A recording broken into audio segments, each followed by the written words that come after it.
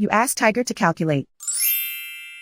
This deals with finding the midpoint between 2 points. The midpoint between the 2 points is 83, 19.5. Let's solve it step by step. Plot the 2 points and calculate the midpoint using the formula. The coordinates of point 1 are x1 equals 89, y1 equals 45. The coordinates of point 2 are x2 equals 77, y2 equals -6. PM represents the midpoint of the 2 points.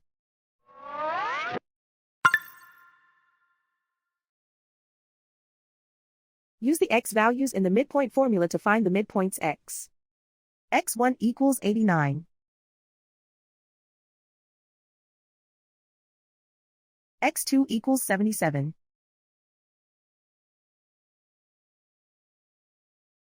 Simplify the arithmetic.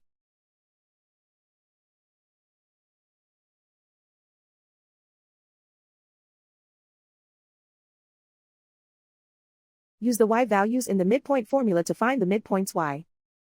y1 equals 45.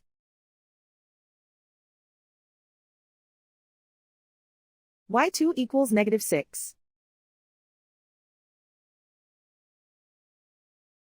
Simplify the arithmetic.